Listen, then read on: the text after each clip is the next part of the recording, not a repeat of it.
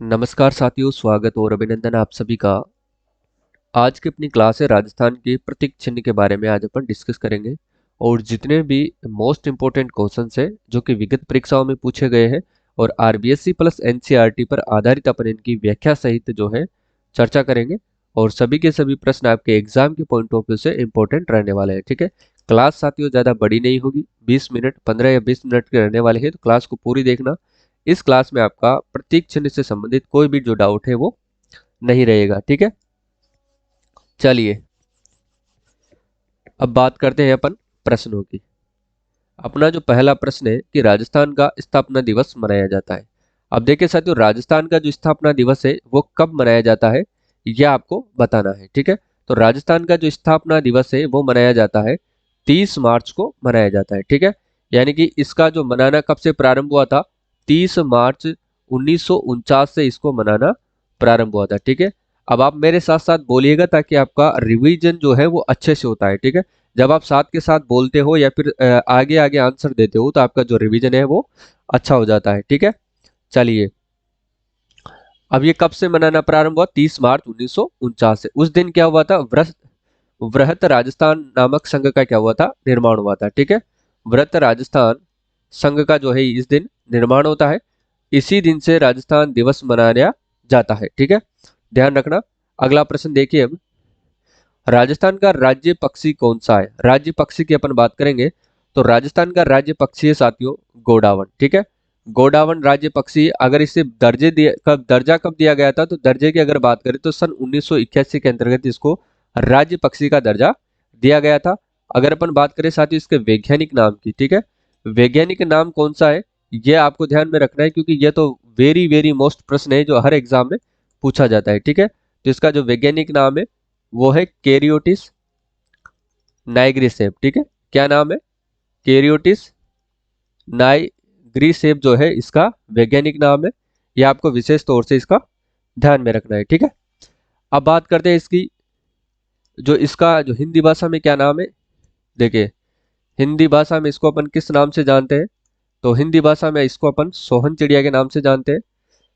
सोहन चिड़िया, ठीक है ना, सोहन चिड़िया। फिर या इसको बोलते हैं हुकना, या फिर इसको बोलते हैं गुदनमेर के नाम से इसे जाना जाता है। ठीक है, ये विशेष तौर से ध्यान में रखना है। मैं लिख करके आपको इसलिए व्याख्या करता हूं क्योंकि आपका जो कंसंट्रेशन पावर है वो यहाँ पर बोर्ड पर रहे। ठीक है, और आपका जो रिवीजन है याद करने में आपको आसानी रहे, क्योंकि जब आप लिखते हुए को देखते हो तो आपको अच्छे से याद रहता है। ठीक है, अब देखिए सामान्य भाषा में इसको क्या कहते हैं, सामान्य भाषा में अगर अपन बात करें इसके सामान्य भाषा में तो इसको माल मोरडी कहते हैं। ये ध्यान में रखना है क्योंकि कई बार इस प्रश्न को भी जो है वो पूछा गया है। तो ये ध्यान में रखना है कि सामान्य भाषा में इसको क्या कहते हैं, माल मोरडी के नाम से जाना जाता है। अगर अपन बात करें साथियों अंग्रेजी भाषा की, देखिए अंग्रेजी भाषा में इसको क्या कहते हैं, अंग्रेजी भाषा में इसको कहते हैं ग्रेट इंडियन बस्टर्ड। क्या कहते हैं, ग्रेट इंडियन बस्टर्ड इसको अंग्रेजी भाषा में कहा जाता है। अंग्रेजी भाषा में क्या कहते हैं इसको, ग्रेट इंडियन बस्टर्ड। क्या कहते हैं, ग्रेट इंडियन बस्टर्ड इसको कहते हैं। ठीक है, तो आपको बार बार इनको बोलना है ताकि आपको अच्छे से याद हो सके। इसके बाद देखिए ये साथियों शर्मिले स्वभाव का पक्षी है, ये भी ध्यान रखना। इसका जो स्वभाव कैसा है, तो स्वभाव है इसका शर्मिला। ये भी आपको विशेष तौर से ध्यान में रखना है, स्वभाव कैसा है इसका, शर्मिला है। और ये कहाँ पर पाया जाता है साथियों, ये भी देख लीजिएगा। देखिए तो ये राष्ट्रीय मरु उद्यान, राष्ट्रीय मरु उद्यान जो कहाँ पर है साथियों, जैसलमेर और बाड़मेर के अंदर ये फैला हुआ है। ठीक है, और इसके साथ ही सोकलिया में पाया जाता है। और सोकलिया कहाँ पर है, तो सोकलिया साथियों ये अजमेर के अंदर स्थित है। ठीक है, अजमेर में है। और अजमेर के बाद ये कहाँ पर पाया जाता है, तो देखिएगा अजमेर के बाद देखिए सोरसेन बारा के अंदर भी ये पाया जाता है। ठीक है, और सोरसेन जो बारा है साथियों वो इसकी प्रजनन स्थली मानी जाती है। ठीक है, सोरसेन बारा, और ये क्या है, गोडावन की क्या है, प्रजनन स्थली भी है, प्रजनन स्थली। ठीक है ना, ये आपको विशेष तौर से ध्यान में रखना है। सोरसेन बारा जो इसकी क्या है, प्रजनन स्थली मानी जाती है। तो ये हुई पूरी व्याख्या किसकी, अपने गोडावन की। ठीक है, और ये मूलतः साथियों ये ध्यान रखना अफ्रीका का पक्षी है, ठीक है ना। कहाँ का पक्षी है ये? अफ्रीका की ये प्रजाति है, ये ध्यान में रखना। और इसका जो आकार है, इसका आकार बड़ा होता है, बड़ा व भारी है, ठीक है। बड़ा व भारी होने के कारण ये क्या करता है, जल के पास में घोंसले बना करके रहता है, ठीक है। और ये किस में रहता है? घास के घोंसले बना करके रहता है। यह आपको विशेष तौर से ध्यान में रखना है, ठीक है। चलिए अगला प्रश्न देखते हैं। इसके बारे में अपन ने सारी चीजें देख ली है, ठीक है। देखिए नेक्स्ट क्वेश्चन है अब। चलिए, सोरसेन नामक स्थान प्रसिद्ध है, अभी अपन ने देखा ही था, गोडावण पक्षी की शरण स्थली के लिए जाना जाता है। चलिए नेक्स्ट देखते हैं अब। ग्रेट इंडियन बस्टर्ड किसको कहते हैं? तो ग्रेट इंडियन बस्टर्ड कहा जाता है साथियों, गोडावण पक्षी को कहा जाता है, ये ध्यान में रखना है, ठीक है ना। ग्रेट इंडियन बस्टर्ड किसको कहते हैं? गोडावण पक्षी को कहा जाता है। साइबेरियन सारस, ये साथियों केवलादेव घना पक्षी विहार कौन सा है? घना पक्षी विहार के अंतर्गत ये पक्षी जो है वो आते हैं। और ये कहाँ पर है? अभ्यारण्य है ये है भरतपुर जिले के अंदर स्थित है, ये ध्यान रखना। कुर्जा पक्षी ये जोधपुर का है, ठीक है, कीचन गांव जोधपुर में ये। और चिंकारा आपको पता ही है। चलिए, सोरसेन घास के मैदान किस जिले में स्थित है? सोरसेन घास के मैदान साथी ये 12 जिले के अंदर स्थित है। इंपॉर्टेंट क्वेश्चन है ये एग्जाम के पॉइंट ऑफ व्यू से, ठीक है, ध्यान में रखना है इसको। चलिए नेक्स्ट क्वेश्चन क्या है? राजस्थान का राज्य खेल, देखिए अब इसकी पूरी डिटेल अपन देखेंगे। राजस्थान का जो राज्य खेल कौन सा है, तो वो है साथियों बास्केटबॉल। कौन सा है? बास्केटबॉल। अगर अपन बात करें इसके दर्जा कब दिया जाता है, बास्केटबॉल राजस्थान का राज्य खेल है, लेकिन इसको राज्य खेल का दर्जा दिया जाता है साथियों सन 1948 के अंतर्गत। और राजस्थान में जो बास्केटबॉल अकादमी है वो दो है। एक तो कौन सी है साथियों? महिला बास्केटबॉल अकादमी, ठीक है ना, महिला बास्केटबॉल अकादमी, ये ध्यान रखना। ये कहां पर है? तो ये साथियों जयपुर जिले के अंदर स्थित है, ठीक है ना। कहां पर है ये जयपुर में है। और इसके बाद देखिए बालक बालक बास्केटबॉल अकादमी, बालक बास्केटबॉल अकादमी, ये कहां पर स्थित है? तो ये जैसलमेर में है। बास्केटबॉल अकादमी जो ये जैसलमेर के अंदर स्थित है, ठीक है। ये आपको विशेष तौर से ध्यान में रखना है, क्योंकि यहाँ से भी जो है वो प्रश्न आपको पूछ लिया जाता है कि महिला बालक अकादमी कहाँ पर स्थित है और बालक बास्केटबॉल अकादमी ये कहाँ पर है। तो बालक है तो जैसलमेर में, और महिला कहाँ पर है? तो ये जयपुर के अंदर स्थित है, ठीक है। ये विशेष तौर से आपको ध्यान में रखना है। नेक्स्ट देखते हैं अब। राजस्थान का कल्प वृक्ष किसको कहते हैं? देखिए राजस्थान का जो कल्प वृक्ष है साथियों, ये किसको कहा जाता है? तो कल्प वृक्ष तो आप सभी को पता होगा, ये खेजड़ी को कहा जाता है, ठीक है। किसको कहते हैं? खेजड़ी वृक्ष को क्या कहते हैं? कल्प वृक्ष कहा जाता है। अब देखिए साथ इसको राजस्थान का गौरव भी कहते हैं, ये भी आपको ध्यान रखना है। किसको? खेजड़ी को। अब देखिए इसे दर्जा कब दिया जाता है? राज्य वृक्ष का। इसको यह अपना राजस्थान का राज्य वृक्ष भी है। कौन सा? खेजड़ी। राज्य वृक्ष कौन सा है? तो वो है खेजड़ी। अब देखिए इसको दर्जा दिया जाता है साथियों 31 अक्टूबर सन 1983 को, ठीक है ना। 31 अक्टूबर 1983 को इसको राज्य वृक्ष का जो है वो दर्जा दिया जाता है। अब इसकी बात करते हैं अपन, इसको राजस्थान का कल्प वृक्ष के तो कहते ही हैं, और इसे राजस्थान का क्या कहते हैं साथियों? गौरव भी कहा जाता है, ये भी विशेष तौर से ध्यान रखना। राजस्थान का गौरव इसको कहते हैं। अगर इसके बाद और अपन बात करें तो धार्मिक ग्रंथों में इसको क्या कहते हैं? ग्रंथ, धर्म, जो अपने भारत के जो धर्म ग्रंथ है उसमें साथ ही इसको अपन समी कहते हैं, ठीक है ना, समी कहा जाता है। अगर बात करें इसका राजस्थानी भाषा की, देखिए अपनी जो राजस्थानी भाषा है, अब देखिए राजस्थानी भाषा में अपन इसको किस नाम से जानते हैं? तो राजस्थानी भाषा में इसको अपन सिमलो के नाम से जानते हैं, ठीक है ना, सिमलो के नाम से इसको जानते हैं। अगर इसके बाद अपन बात करें स्थानीय भाषा की, जहां पर स्थानीय भाषा की अगर अपन बात करें तो स्थानीय भाषा में इसको अपन किस नाम से जानते हैं? तो देखिए साथियों स्थानीय भाषा को इसको अपन जानते हैं झांटी के नाम से जानते हैं, ठीक है। स्थानीय भाषा में झांटी के नाम से जानते हैं। आप मेरे साथ साथ बोलिए ताकि आपको भी अच्छे से याद हो सके। और देखिए साथियों इसकी जो पत्तियां होती है, पत्तियां होती है, इसके चारे को अपन क्या कहते हैं? तो पत्तियों का जो चारा होता है साथियों उसको अपन कहते हैं लूम, जो जानवरों के लिए खाने के काम में आती है, ठीक है। इसके बाद देखिए छाल से क्या बनाई जाती है? इसकी जो छाल है वो किस काम में ली जाती है? तो औषधि निर्माण में इसका काम लिया जाता है, ठीक है। इससे क्या बनाई जाती है साथियों? औषधि बनाई जाती है, ये ध्यान में रखना है, औषधि निर्माण में इसका काम में लिया जाता है। और इसके बाद देखिए इसकी जो फली होती है, इसकी फली को क्या कहते हैं, सांगरी कहते हैं, ठीक है ना। फली को क्या कहते हैं, सांगरी कहते हैं। अब देखिए, और जो सूखी फली होती है साथियों, सूखी फली को क्या कहते हैं, तो सूखी फली को कहते हैं साथियों खोखा कहते हैं, ये ध्यान में रखना है। क्या कहते हैं इसको, सूखी फली को खोखा कहते हैं, क्योंकि इसे भी आपसे पूछ सकते हैं। अब देखिए इसकी पूजा कब की जाती है, क्योंकि खेजड़ी की जो है वो पूजा की जाती है, तो पूजा की जाती है साथियों इसकी विजयदशमी को। कब की जाती है, विजयदशमी को इसकी जो है वो पूजा की जाती है, यानी कि दशहरे के दिन इसकी पूजा की जाती है, ठीक है। और अपने जो लोक देवता है, कौन, लोक देवता, जैसे कौन, गोगा जी हुए, गोगा जी हो गए, और झूझार जी हो गए, झूझार जी, इनके जो थान होते हैं साथियों, इनके जो थान होते हैं वो कहाँ पर बने होते हैं, वो खेजड़ी के नीचे ही बने होते हैं, ठीक है ना। ये आपको विशेष ध्यान में रखना है। अब बात करते हैं इसके वैज्ञानिक नाम की, इसका जो वैज्ञानिक नाम वो क्या है, क्योंकि ये तो इंपॉर्टेंट है, यहाँ से तो जो प्रश्न है वो जरूर पूछा जाता है। तो खेजड़ी का जो वैज्ञानिक नाम है साथियों वो क्या रखा गया है, तो इसका वैज्ञानिक नाम है प्रोसोपिस सिनेरेरिया, प्रोसोपिस सिनेरेरिया, ठीक है ना, सिनेरेरिया, प्रोसोपिस सिनेरेरिया इसका वैज्ञानिक नाम है। यह आपको अच्छे तौर से ध्यान में रखना है। तो यह हुई बात किसकी, कल्प वृक्ष यानी कि खेजड़ी की। अब आगे देखिए, निम्न में से एक वृक्ष को राजस्थान के गौरव के नाम से जाना जाता है, तो वो है खेजड़ी, ठीक है ना, यह है वो वृक्ष। नेक्स्ट है, राजस्थान का राज्य वृक्ष कौन सा है, खेजड़ी है।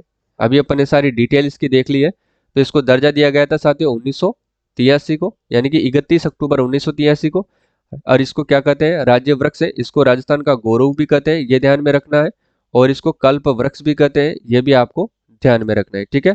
बार बार आपको रिवीजन करना है ताकि आपका जो एक भी प्रश्न है वो गलत नहीं हो सके। आगे देखिए, राजस्थान के राजकीय वृक्ष का वैज्ञानिक नाम कौन सा है, अभी अपन ने देखा था राजकीय वृक्ष की अपन बात करें, वृक्ष कौन सा है, तो वो है साथियों खेजड़ी। कौन सा है, खेजड़ी राजकीय वृक्ष है। और इसके वैज्ञानिक नाम कौन सा है, तो वो है प्रोसोपिस सिनेरेरिया, ये विशेष तौर से ध्यान में रखना है। नेक्स्ट क्वेश्चन है आपके सामने, राजस्थान का राज्य पक्षी, राज्य वृक्ष और राज्य पशु का सही सम्मिलित समूह कौन सा है। पहले आपको देखना है राज्य पक्षी कौन सा है, तो गोडावण है।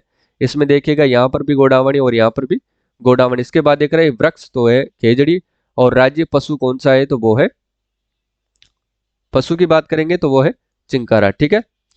तो ऑप्शन नंबर डी बिल्कुल करेक्ट आंसर होगा, खेजड़ी ये वृक्ष है, पशु चिंकारा है, और वृक्ष ये पक्षी गोडावण है, ठीक है। चलिए नेक्स्ट क्वेश्चन की बात करते हैं अब, राजस्थान का सागवान कौन सा वृक्ष है, राजस्थान का सागवान जो है वो कौन सा वृक्ष है। वृक्ष की अपन बात करेंगे तो सागवान की वो है रोहिड़ा, ठीक है, जिसको अपन रेगिस्तान का सागवान भी कहते हैं और राजस्थान का सागवान भी अपन इसको कहते हैं। क्या कहते हैं इसको, रेगिस्तान का सागवान। अब देखिए राजस्थान का जो सागवान उसको बोलते हैं रोहिड़ा को। अब देखिए इसको राज्य पुष्प भी कहते हैं, ये भी विशेष तौर से आपको ध्यान रखना, राज्य पुष्प, क्या कहते हैं इसको, राज्य पुष्प कहा जाता है। और राज्य पुष्प का दर्जा साथ ही इसको कब दिया जाता है, तो इसको भी 31 अक्टूबर सन 1983 को राज्य पुष्प का जो है वो दर्जा दिया जाता है। ये आपको विशेष तौर से ध्यान रखना है। इसको अपन बोलते हैं मरुशोभा के नाम से भी जानते हैं, ठीक है, मरुशोभा के नाम से इसको अपन जानते हैं। इसका जो है उपनाम है, ठीक है ना, किसका, रोहिड़ा का उपनाम क्या है, मरुशोभा। और ये साथियों पश्चिमी राजस्थान में पाए जाने वाला पौधा है, पश्चिमी राजस्थान में ये पाया जाता है। ये विशेष तौर से आपको ध्यान में रखना है, पश्चिमी राजस्थान में ये पाया जाता है। अगर इसके वैज्ञानिक नाम की अगर अपन बात करें, वैसे तो अपन इसके प्रश्न की अपन चर्चा करेंगे आगे चल के। इसका वैज्ञानिक नाम है साथियों टिकोमेला अंडुलेटा, ठीक है ना, टिकोमेला अंडुलेटा इसके वैज्ञानिक नाम है। ये आपको विशेष तौर से ध्यान में रखना है, क्योंकि वैज्ञानिक नाम को लेकर के ही वहां पर एग्जाम में जो है प्रश्न आपको पूछा जाता है, ठीक है।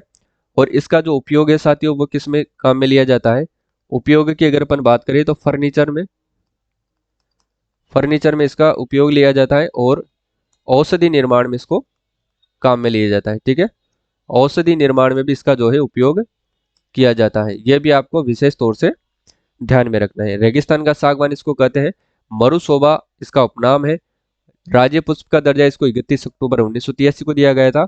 और ये पाया कहां पर जाता है साथियों, पश्चिमी राजस्थान में यानी कि रेगिस्तान में पाए जाने वाला ये पौधा है। उपयोग होता है इसका फर्नीचर और औषधि निर्माण में। चलिए नेक्स्ट बात करते हैं अपन। राजस्थान के राज्य पुष्प रोहिड़ा का वैज्ञानिक नाम क्या है? देखिए वैज्ञानिक नाम है, अभी अपन ने देखा था टेकोमेला अंडुलेटा जो है इसका वैज्ञानिक नाम है, ठीक है, याद रखना। नेक्स्ट देखते हैं राजस्थान का राज्य पुष्प निम्न में से कौन सा है? राज्य पुष्प है, सॉरी यहाँ पर मिसप्रिंट हो गई, राज्य पुष्प लिख लेना। राज्य पुष्प निम्न में से कौन सा है? देखिए पलास, ब्यूटिया मोनोस्पर्मा या फिर कचनार, रोहिड़ा, टेकोमेला, अंडुलेटा। तो ऑप्शन सी बिल्कुल सही आंसर रहेगा क्योंकि इसी को अपन क्या बोलते हैं? राज्य पुष्प कहते हैं। और दर्जा दिया गया था सन 1983 को, विशेष तौर से ध्यान में रखना।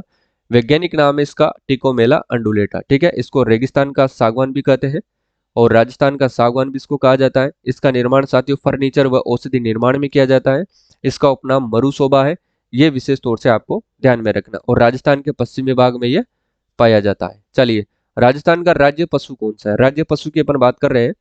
राज्य पशु है साथियों चिंकारा, अभी अपन ने देखा था, ठीक है। चिंकारा की अगर अपन बात करें तो इसको दर्जा कब दिया गया था? राज्य पशु का दर्जा, देखिए राज्य पशु जो है इसको दर्जा दिया गया था साथियों सन 1981 के अंतर्गत इसको राज्य पशु का जो है दर्जा दिया जाता है। और इसके वैज्ञानिक नाम की अगर अपन बात करें, देखिए वैज्ञानिक नाम क्या है इसका? तो इसका जो वैज्ञानिक नाम है गजेला बनेटी इसको अपन कहते हैं, ठीक है।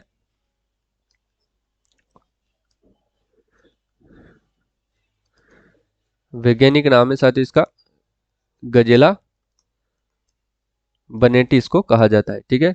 या फिर इसको गजेला गजेला भी कहते हैं, कंफ्यूज मत होना, कई कई आपको गजेला गजेला भी देखने को मिलता है, ठीक है ना। चलिए ये तो बात हुई किसकी? वैज्ञानिक नाम की। अब बात करते हैं इसके जो ये किस प्रकार की प्रजाति है। तो ये साथियों एंटीलोप प्रजाति है, ठीक है, एंटीलोप ये प्रजाति है। ये भी आपसे प्रश्न जो है एग्जाम में पूछ लिया जाता है, प्रजाति। चलिए ये ध्यान आपको रखना है। इसके रंग की अगर अपन बात करें तो ये बहुत ही सुंदर पशु है। इसका जो रंग है साथियों वो है हल्का भूरा। इसका रंग क्या है? हल्का भूरा, या फिर आप इसको अखरोटी रंग भी कह सकते हैं, ठीक है ना, क्योंकि अखरोट भी हल्का भूरा ही होता है। तो इसका अखरोटी रंग है, ठीक है। ये रही इसकी संपूर्ण डिटेल। तो इसको सही आंसर होगा आपका चिंकारा। इनके राज्य पशु कौन सा है? तो वो है चिंकारा। अब नेक्स्ट देखते हैं, देखिए मरुस्थल का जहाज कहलाते हैं। ये अपने राजस्थान का राज्य पशु है। इसको अपन पालतू पशु के रूप में जानते हैं, पालतू राज्य पशु के रूप में इसको अपन जानते हैं, ठीक है। तो वो है साथियों ऊंट। मरुस्थल का जहाज किसको कहते हैं? ऊंट को कहते हैं।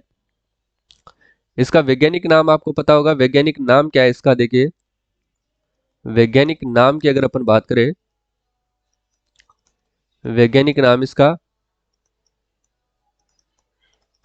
कैमेलस ड्रोमेडेरियस, ठीक है ना, ड्रोमेडोरियस ड्रोमेडेरियस जो है इसका वैज्ञानिक नाम है। क्योंकि इसका जो वैज्ञानिक नाम है वो एग्जाम में बहुत बार पूछा गया है और आगे भी पूछा जाएगा। तो वैज्ञानिक नाम को आपको अच्छे से ध्यान में रखना है, ठीक है ना। इसको रेगिस्तान का जहाज भी कहते हैं।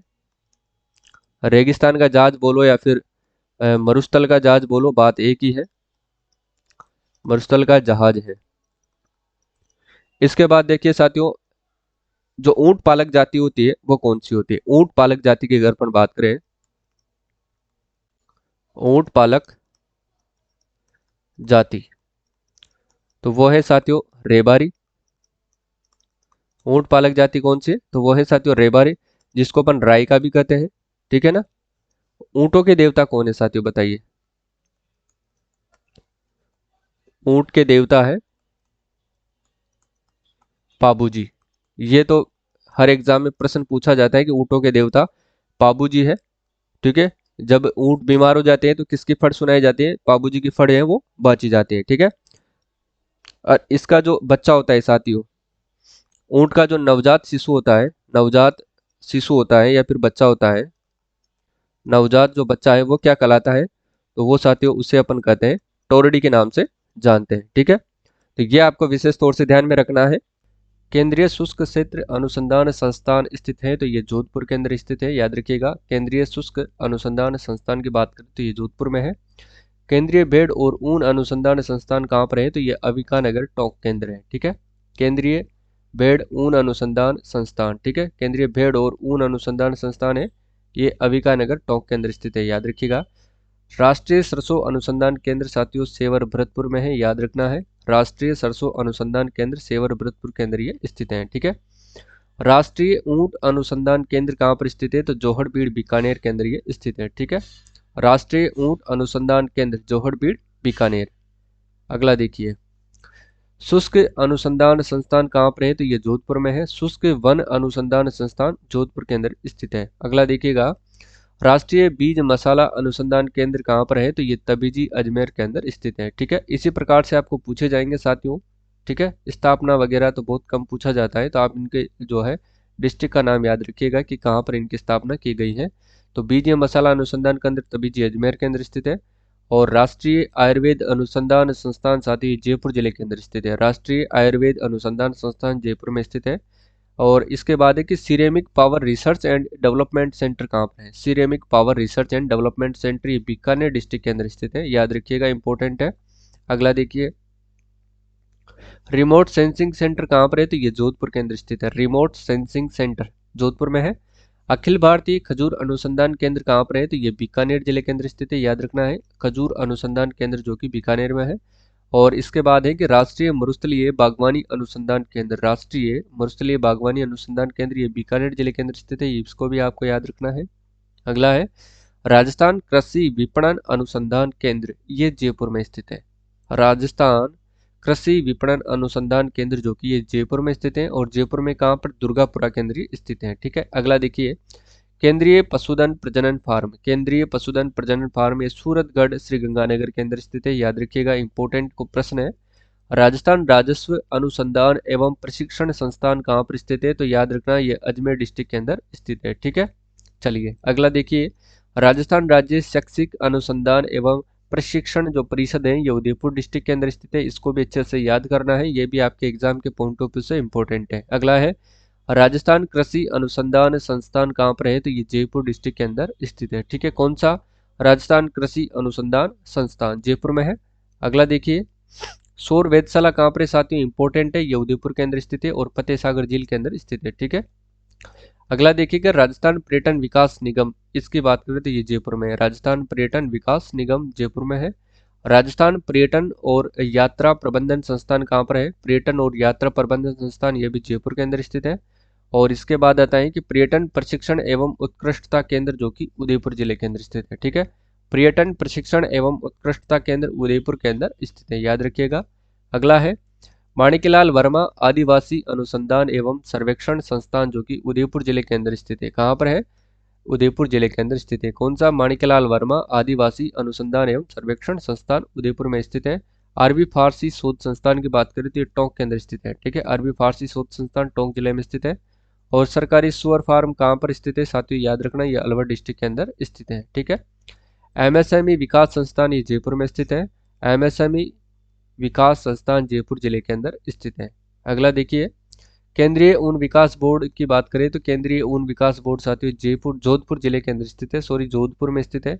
और राज्य स्तरीय भैंस प्रजनन केंद्र कहाँ पर स्थित है, राज्य स्तरीय भैंस प्रजनन केंद्र वल्लभ नगर उदयपुर में स्थित है। कहाँ पर स्थित है ये, वल्लभ नगर उदयपुर में राज्य स्तरीय भैंस प्रजनन केंद्र, ठीक है। अगला है भेड़ रोग अनुसंधान प्रयोगशाला, भेड़ रोग अनुसंधान प्रयोगशाला कहाँ पर स्थित है, तो याद रखना ये जोधपुर डिस्ट्रिक्ट के अंदर स्थित है, ठीक है। भेड़ रोग अनुसंधान प्रयोगशाला ये जोधपुर डिस्ट्रिक्ट में स्थित है। अगला देखिएगा, राष्ट्रीय अश्व अनुसंधान केंद्र जो कि बीकानेर के अंदर स्थित है, ठीक है। राष्ट्रीय अश्व अनुसंधान केंद्र कहाँ पर स्थित है, तो याद रखना मित्रों बीकानेर के अंदर ये स्थित है। अगला देखिएगा, चावल अनुसंधान केंद्र और मक्का अनुसंधान केंद्र दोनों ही बांसवाड़ा जिले के अंदर स्थित है, ठीक है। चावल और मक्का अनुसंधान केंद्र कहाँ पर स्थित है, याद रखना साथियों ये बांसवाड़ा जिले के अंदर स्थित है, ठीक है। चलिए आज की क्लास यहीं पर समाप्त करते हैं। और ये थे आपके सभी इंपॉर्टेंट अनुसंधान केंद्र। आगे की जो क्लास रहने वाली है वो राजस्थान के उत्सव के बारे में रहेगी, ठीक है। जितने भी उत्सव है साथियों, उत्सवों के बारे में अपन देखेंगे। अपन ने पार्कों के बारे में डिस्कस कर चुके हैं, जिन्होंने भी पार्क की क्लास नहीं देखी है तो वो प्लेलिस्ट में जाकर के आप देख लीजिए। सभी प्रकार के करंट अफेयर्स की क्लासेज आपको वहाँ पर मिल जाएगी, ठीक है। तो आज के लिए बस इतना ही, मिलते हैं अगली क्लास में, तब तक के लिए जय हिंद जय भारत।